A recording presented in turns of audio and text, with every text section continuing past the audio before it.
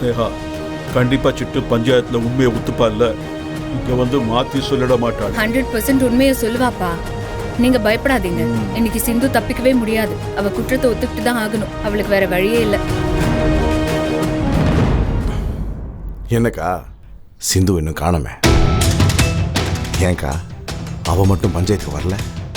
ஒரு வேளை உண்மை எதுவும் தெரிஞ்சிரும்னு தலைமுறை வாட்டாளோ?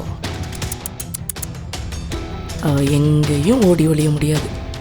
அவ இந்த பஞ்சாயத்துக்கு வந்தே ஆகணும்.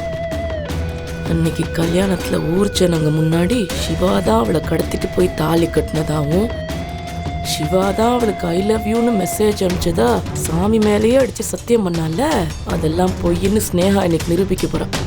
அன்னைக்கு அவளுக்கு சப்போர்ட்டா பேசினவங்கெல்லாம் இன்னைக்கு மூஞ்சிய கொண்டு போய் எங்க வச்சுப்பாங்கன்னு தான் தெரியல.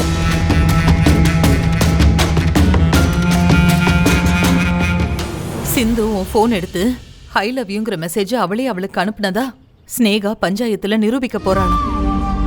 அது பொய் தானப்பா? நீ சொல்லு. என்ன பொறுத்த வரைக்கும் சிந்து உன் போன் எடுத்து அந்த மாதிரி மெசேஜ் அனுப்பியிருக்க மாட்டா. இந்த ஸ்னேகா எப்படி நிரூபிக்கிறான்னு நானும் பாக்குறேன்.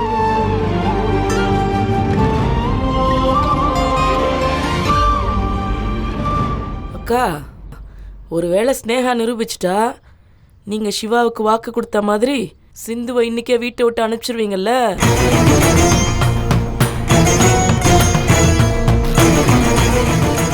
சொல்லுங்கக்கா. முதல்ல அவ நிரூபிக்கட்டும். மத்த விஷயத்தையெல்லாம் அப்புறம் பேசிக்கலாம்.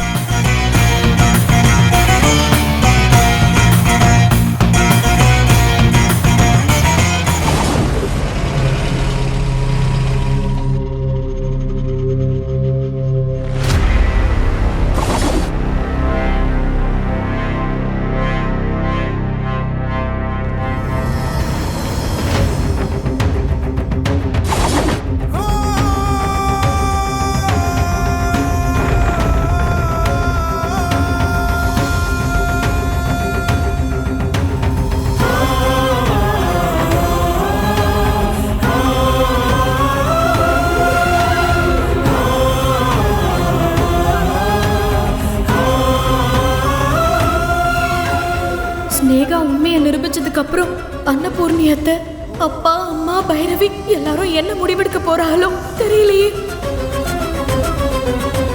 உன் வேஷம் இன்னியோட கலைய போகுதுடி.